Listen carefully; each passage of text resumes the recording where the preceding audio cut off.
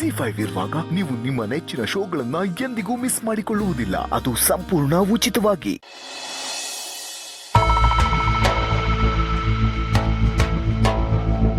Well done ಜೀವ, well done. ನೀನು ready ಮಾಡಿರೋ ಪ್ರಾಜೆಕ್ಟು, ನಿನ್ನ ಪ್ರೆಸೆಂಟೇಷನ್ನು ಎರಡೂ ಇಷ್ಟ ಆಗ್ಬಿಡುತ್ತೆ ನನಗೆ. ನಿನ್ನ ಮೇಲಿರೋ ಪ್ರೀತಿ, ಗೌರವ, ಅಭಿಮಾನ ಇನ್ನೂ ಜಾಸ್ತಿ ಆಗ್ಬಿಡ್ತು. Thank you sir, thank you so much. ಈ ಪ್ರಾಜೆಕ್ಟ್ಗೆ ಇನ್ವೆಸ್ಟ್ ಮಾಡೋದಕ್ಕೆ ನಾನು ರೆಡಿ ಇದ್ದೇನೆ. ಉಳಿದಿದ್ದೇನು ರೆಡಿ ಮಾಡ್ಕೋಬೇಕು ನೀನು ಮಾಡ್ಕೊ. Thank you sir, thank you so much. ಚೆನ್ನಾಗಿ ಪ್ಲಾನ್ ಮಾಡ್ಕೊಂಡಿದ್ದೀಯ. ಅಲ್ಲಿ ಗ್ರೌಂಡ್ ರಿಪೋರ್ಟ್ನ ನಾನು ತರಿಸ್ಕೊಂಡಿದ್ದೀನಿ. ನಿನ್ನ ಬಿಸ್ನೆಸ್ ಚೆನ್ನಾಗಿ ನಡೆಯುತ್ತೆ. ಅಲ್ಲಿ ನೀನು ಕಟ್ಟಿ ಬೆಳೆಸಿರೋ ಜೀವನ ಸಂಗಾತಿ ಅನ್ನೋದು ತುಂಬ ದೊಡ್ಡದಾಗಿ ಅಮ್ಮರವಾಗಿ ಬೆಳೆದ್ಬಿಟ್ಟಿದೆ. ಅದು ಇನ್ನೂ ಚೆನ್ನಾಗಿ ಬೆಳಿಬೇಕು. ಅದನ್ನು ಬೆಳಿಬೇಕು ಅಂದರೆ ತುಂಬ ಚೆನ್ನಾಗಿ ಮಾರ್ಕೆಟ್ ಮಾಡಬೇಕು. ಯಾರಾದರೂ ಸೆಲೆಬ್ರಿಟಿ ಇಟ್ಕೊಂಡು ಒಂದು ಆ್ಯಡ್ ಮಾಡಿಸು. ಕರೆಕ್ಟ್ ಸರ್, ಅದು ಪ್ಲಾನಲ್ಲಿದೆ ಆ್ಯಕ್ಚುಲಿ. ಬಟ್ ನೀನು ಬಿಡು, ನನಗಿಂತ ಒಂದು 4 kg ಮುಂದೆನೇ ಇರ್ತೀಯ. ಆದರೂ ಸೀನಿಯರ್ ಆಗಿ ನನಗೆ ತೋಚಿದ 4 ಮಾತನ್ನ ಹೇಳಬೇಕಲ್ವಾ, ಅದಕ್ಕೋಸ್ಕರ ಹೇಳಿದೆ. ಪ್ರಮೋಷನ್ ಜೋರಾಗಲಿ, ಎಲ್ಲ ಕಡೆನಲ್ಲೂ ನಿನ್ನ ಕಂಪ್ನಿ ಹೆಸರು ಎದ್ದು ಕಾಣಲಿ. ಕಂಪ್ನಿ ಹೆಸರು ಎಲ್ಲರ ಬಾಯಿನಲ್ಲೂ ಬರಬೇಕು. ಆಗಲೇ ಅದರ ಬೆಳವಣಿಗೆ ಜಾಸ್ತಿ ಆಗುತ್ತೆ.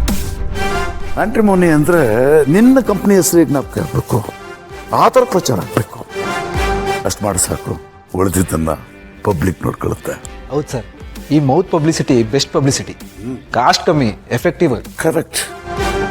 ಯಾವಾಗಲೂ ನಮ್ಮ ಕೆಲಸನೇ ಮಾತಾಡಬೇಕು, ನಮ್ಮ ಕೆಲಸನೇ ಜೋರು ಸೌಂಡ್ ಮಾಡಬೇಕು. ಒಂದು ಹಂತಕ್ಕೆ ಬೆಳೆದ ಮೇಲೆ ನಿನಗೆ ಯಾವ ಸೆಲೆಬ್ರಿಟಿನೂ ಬೇಕಾಗಿಲ್ಲ. ನಿನಗೆ ನೀನೇ ಸೆಲೆಬ್ರಿಟಿ. ನಿನ್ನ ಕಸ್ಟಮರೇ ಬ್ರ್ಯಾಂಡ್ ಅಂಬಾಸಿಡರ್. ನೀನು ಮನೆ ಮನೆ ಮಾತಾಡಬೇಕು, ಹಾಗೆ ಬೆಳಿಬೇಕು. ಇದು ನನ್ನ ಆಸೆ, ಆರೈಕೆ, ಜೀವ. Thank you sir. ಈ ನಿಮ್ಮ ಸಪೋರ್ಟೇ ನಾನು ಇಷ್ಟು ದೊಡ್ಡ ಕನ್ಸ್ಕೊಳ್ಳೋ ಹಾಗೆ ಮಾಡಿದ್ದು, ಹೋಪ್ಸ್ ಕೊಟ್ಟಿದ್ದು. ಈ ನಿಮ್ಮ ಋಣನ ಹೇಗೆ ತೀರಿಸ್ಬೇಕು ಅಂತಲೇ ಗೊತ್ತಿಲ್ಲ ಸರ್. ನಿಜ ಹೇಳಬೇಕು ಅಂದರೆ ನೀವು ನನಗೆ ಗಾಡ್ ಫಾದರ್ ಮಾತ್ರ ಅಲ್ಲ ಸರ್, ಅದಕ್ಕಿಂತ ಹೆಚ್ಚು ಗಾಡ್ ಅಂದರೂ ತಪ್ಪಲ್ಲ ಸರ್.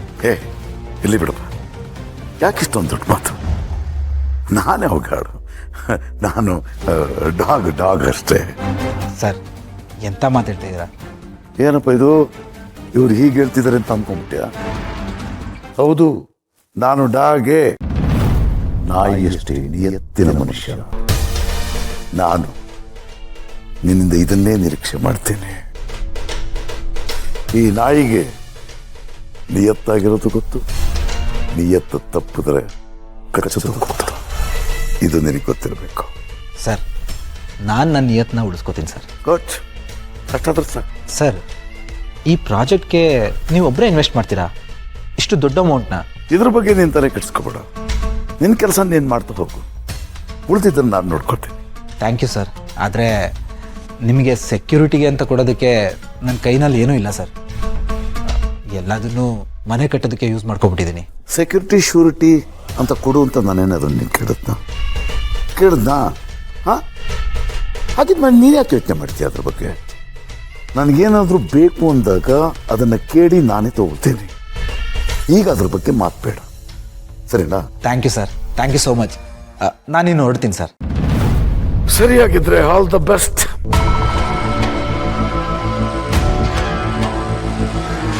ಅಂತೂ ಗೌತಮ್ ದಿವಾನ್ ಸದೆ ಬಿಡಿಯೋದಕ್ಕೆ ಒಂದು ಒಳ್ಳೆ ಕ್ಯಾಂಡಿಡೇಟ್ ಸಿಕ್ಕ.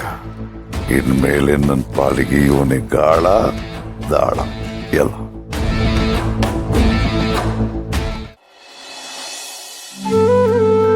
ಅದ್ಗೆ ಬಾ ಸುಧಾ. ಏನು ಓದ್ತಿದ್ದೀರಾ ಅದ್ಗೆ? ಹಾಗೆ ಸುಮ್ಮನೆ. ಏನ್ ಹೇಳು? ಅಣ್ಣ ಹೇಗಿದ್ದಾರೆ ಅದ್ಗೆ? ಇನ್ನೂ ಬೇಜಾರಲ್ಲೇ ಇದ್ದಾರಾ? ಇನ್ನೂ ಹಾಗೆ ಇದ್ದಾರೆ. ಎಷ್ಟೇ ಆದ್ರೂ ಅಮ್ಮ ಅಲ್ವಾ? ಅದು ಅಲ್ದೆ ಅಣ್ಣನ್ಗೆ ಅಮ್ಮ ಅಂದ್ರೆ ಪಂಚಪ್ರಾಣ. ಅಮ್ಮಂಗೇನಾದ್ರೂ ಆದ್ರೆ ಅಣ್ಣನ್ ಬೇಜಾರಾಗೋದು ಸಹಜ. ಒಂದ್ ಟೈಮಲ್ಲಿ ಅಮ್ಮನ ಪ್ರೀತಿಗೋಸ್ಕರ ತುಂಬಾನೇ ಹಂಬಲಿಸಿದ್ದಾರೆ. ಕಳ್ಕೊಳ್ಳೋ ನೋವು ಏನು ಅಂತ ಅವ್ರಿಗೆ ಚೆನ್ನಾಗಿ ಗೊತ್ತು. ಅಮ್ಮನ್ಗೇನಾಗ್ಬಿಡುತ್ತೋ, ಅವ್ರನ್ನ ಅವ್ರ ಪ್ರೀತಿನ ಎಲ್ಲಿ ಕಳ್ಕೊಂಡ್ಬಿಡ್ತೀನಿ ಅನ್ನೋ ಭಯ ಇದೆ ಅವ್ರಿಗೆ. ಅದಕ್ಕೆ ಅಷ್ಟೊಂದು ಒತ್ತಾಡ್ತಾರೆ. ಯಾರ ಹತ್ರನೂ ಹೇಳ್ಕೊಳಲ್ಲ, ಬಟ್ ಅದಕ್ಕೆ ಅವ್ರು ಅಪ್ಸೆಟ್ ಆಗಿದ್ದಾರೆ. ಅಮ್ಮ ಮಕ್ಕಳ ಸಂಬಂಧನೇ ಹಾಗೆ ಅಲ್ವಾ ಅದ್ಗೆ? ನಾವು ಅಮ್ಮನ ರಕ್ತ ಹಂಚ್ಕೊಂಡು ಹುಟ್ಟಿರ್ತೀವಿ ಅಂದಮೇಲೆ ಅಮ್ಮ ನಮ್ಮ ರಕ್ತದಲ್ಲೇ ಬೆರ್ತೋಗಿರ್ತಾಳೆ. ಎಲ್ಲಾನು ನಾವು ಹುಟ್ಟಿದ ಮೇಲೆ ಕಲಿತೀವಿ, ಆದ್ರೆ ಅಮ್ಮ ಅನ್ನೋ ಪ್ರೀತಿ ಹುಟ್ಟಾರೆ ನಮ್ಮಲ್ಲಿ ಬಂದ್ಬಿಟ್ಟಿರುತ್ತೆ. ಕೆಲವೊಂದಷ್ಟಕ್ಕೆ ಹೋಲಿಕೆ ಅನ್ನೋದೇ ಇರಲ್ಲ ಅದ್ಗೆ. ಅದರಲ್ಲಿ ಅಮ್ಮ ಮಕ್ಕಳ ಸಂಬಂಧನೂ ಒಂದು. ಈ ಪ್ರಪಂಚದಲ್ಲಿ ಕಲಬೆರಿಕೆ ಆಗದೆ ಏನಾದ್ರೂ ಪರಿಶುದ್ಧವಾಗಿ ಉಳ್ಕೊಂಡಿದೆ ಅಂದ್ರೆ ಅದು ಒಂದೇ, ಅಮ್ಮನ ಪ್ರೀತಿ ಮಾತ್ರ. ಅವಳು ವ್ಯಕ್ತಿತ್ವ ಏನೇ ಆಗಿರ್ಬೋದು, ಅವಳು ಬೇರೆಯವ್ರ ವಿಷಯದಲ್ಲಿ ಬೇರೆ ಏನಾದ್ರೂ ಆಗಿರ್ಬಹುದು, ಆದ್ರೆ ಅವಳ ಮಕ್ಕಳ ವಿಷಯದಲ್ಲಿ ಅವಳು ತೋರಿಸೋದು ಪ್ರೀತಿ ಮಾತ್ರ. ಅವಳು ಬೈದ್ರು ಹೊಡೆದ್ರು ಅದ್ರ ಹಿಂದೆ ಪ್ರೀತಿನೇ ಇರುತ್ತದ್ಗೆ. ನಿಜ, ತನ್ನ ಮಕ್ಳು ಹೇಗೆ ಇದ್ರು ಅವಳ ಕಣ್ಣಿಗೆ ಮುದ್ದಾಗೆ ಕಾಣ್ತಾರೆ. ಮಕ್ಳಿಗೆ ಯಾವತ್ತೂ ಒಳ್ಳೇದಾಗ್ಬೇಕು, ಅವ್ರು ಚೆನ್ನಾಗಿರ್ಬೇಕಂತಾನೆ ಅವಳು ಬಯಸೋದು. ಮಕ್ಕಳು ಅಂತ ಬಂದ್ರೆ ಪ್ರತಿ ಹೆಣ್ಣು ದೇವರಾಗ್ಬಿಡ್ತಾಳೆ. ಎಷ್ಟೇ ಆದ್ರೂ ತಂದು ಅನ್ನೋ ಮೋಹ ಇರುತ್ತಲ್ಲ, ಅದು ಯಾವತ್ತೂ ಬಿಟ್ಟು ಹೋಗಲ್ಲ. ಹಣ್ಣಣ್ಣ ಮುದುಕಿ ಆದ್ರೂ ಅವಳ ಕಣ್ಣಿಗೆ ಅವಳ ಮಕ್ಕಳು ಪುಟ್ ಪುಟ್ ಮಗು ತರಾನೇ ಕಾಣ್ತಾರೆ. ಅವಳ ಪ್ರೀತಿ ಹಾಗೆ ಇರುತ್ತೆ.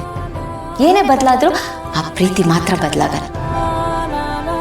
ಅಮ್ಮನ ಹೊಟ್ಟೆಯಿಂದ ಆಚೆ ಬರ್ತಿದ್ದಾಗೆ ಕರಳು ಬಳ್ಳಿನ ಕಟ್ ಮಾಡ್ತಾರೆ ನಿಜ, ಆದ್ರೆ ಕಣ್ಣಿಗೆ ಕಾಣದೇ ಇರೋ ಇನ್ನೊಂದು ಕರಳು ಬಳ್ಳಿ ಹಾಗೆ ಇರುತ್ತೆ. ಅದು ಅಮ್ಮ ಮಕ್ಕಳ ಮಧ್ಯೆ ಕೊನೆಯವರೆಗೂ ಹಾಗೆ ಉಳಿಯುತ್ತೆ. ಅದನ್ನ ಯಾರಿಂದಾನು ತುಂಡು ಮಾಡೋದಕ್ಕೆ ಸಾಧ್ಯ ಇಲ್ಲ, ಅಷ್ಟು ಗಟ್ಟಿ ಸಂಬಂಧ ಅದು. ಹಾದ್ಗೆ ನಾನು ಕೂಡ ಒಂದ್ ಮಗುವಿನ ತಾಯಿ, ನಾನೇ ನೋಡಿದ್ದೀನಲ್ಲ. ಎಷ್ಟೊಂದ್ಸತಿ ಅಯ್ಯೋ ದೇವ್ರೆ ನನಗೆ ಯಾಕೆ ಇಂಥ ಜೀವನ ಕೊಟ್ಟಿದ್ಯಾ ಅಂತ ಆ ದೇವ್ರಿಗೆ ಶಾಪ ಹಾಕಿದ್ದೀನಿ. ಈ ಜೀವನ ಸಾಕು, ಇನ್ ನಾನು ಬದುಕಿರ್ಬಾರ್ದು ಅಂತ ಅನ್ಸಿರೋದು ಇದೆ. ಇಡೀ ದಿನ ಕೆಲಸ ಮಾಡಿ ಎಷ್ಟೊಂದ್ಸತಿ ಮನೆಗೆ ಬಂದಿದ್ದೀನಿ. ನನ್ನ ಪರಿಸ್ಥಿತಿ ನಾನೇ ಯೋಚನೆ ಮಾಡಿ ಮರಗಿದ್ದೀನಿ. ಆದ್ರೆ ಲಚ್ಚಿ ಎದುರುಗಡೆ ಬರ್ತಿದ್ದ ಹಾಗೆ ಎಲ್ಲಾನು ಮರ್ತೋಗ್ತಿದ್ದೆ ಅದ್ಗೆ. ನನ್ನ ಮುಖದಲ್ಲಿ ಬರೀ ನಗು ಮಾತ್ರ ಇರ್ತಿತ್ತು. ನನ್ನ ನೋವು ಸಂಕಟ ಕಷ್ಟ ಎಲ್ಲ ಹೇಳ್ದೆ ಕೇಳ್ದೆ ಮಾಯ ಆಗ್ಬಿಡ್ತಿತ್ತು. ಲಚ್ಚಿ ನನ್ನ ಪಾಲಿಗೆ ವರ ಅಂದ್ರೂ ತಪ್ಪಿಲ್ಲ ಅದ್ಗೆ. ನನ್ನ ಮಗಳು ಅಂತಲ್ಲ, ಎಲ್ಲ ಮಕ್ಕಳು ಹಾಗೆ ದೇವ್ರು ಕೊಡೋ ವರ. ಮಕ್ಕಳು ಅಂದ್ರೆ ಹೂವಿದ್ದಂಗೆ, ಮಕ್ಕಳು ಅಂದ್ರೆ ಮಳೆ ಇದ್ದಂಗೆ, ಮಕ್ಕಳು ಕಾಮನ್ ಬಿಲ್ ಇದ್ದಂಗೆ. ಈ ಸಕ್ಕರೆ ಪಾಕ ಇರುತ್ತಲ್ಲ, ಅದು ಮಕ್ಕಳು ಅಂದ್ರೆ. ಈ ಪ್ರಪಂಚದಲ್ಲಿ ಏನೇನು ಒಳ್ಳೇದೆಲ್ಲ ಇದೆ ನೋಡಿ, ಅದನ್ನೆಲ್ಲ ಮಕ್ಕಳಿಗೆ ಹೋಲಿಸ್ಬಹುದು. ತುಂಬಾ ಜನ ಮಕ್ಕಳು ಅಂದ್ರೆ ಜವಾಬ್ದಾರಿ ಅಂತಾರೆ, ಆದ್ರೆ ನನ್ನ ಪ್ರಕಾರ ಮಕ್ಕಳು ಅಂದ್ರೆ ಖುಷಿ. ಅದಕ್ಕೆ ಮಕ್ಕಳ ಜೊತೆ ಮಕ್ಕಳಾಗ್ಬಿಟ್ರೆ ಸಾಕು, ಅದ್ ಎಷ್ಟೇ ನೋವಿದ್ರೂ ಮರ್ತೋಗ್ಬಿಡುತ್ತೆ. ಮಕ್ಕಳು ಕೊಡೋ ಖುಷಿನೇ ಬೇರೆ ಅದ್ಗೆ. ಅದನ್ನ ಬಾಯಿ ಮಾತಲ್ಲಿ ಹೇಳಿದ್ರೆ ಅರ್ಥ ಮಾಡ್ಕೊಳಕ್ಕಾಗಲ್ಲ, ಅನುಭವಿಸಿನ ಅರ್ಥ ಮಾಡ್ಕೋಬೇಕು. ಆ ಅನುಭವ ಅಷ್ಟು ಅದ್ಭುತವಾಗಿರುತ್ತಾ?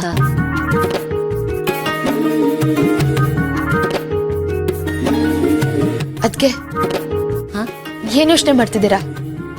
ಏನ್, ನಾನು ನಿಮ್ಗೆ ಬಿಸಿ ಬಿಸಿ ಕಾಫಿ ಮಾಡ್ಕೊಂಡ್ ಬರ್ತೀನಿ. ಹಾ, ಬಂದೆ.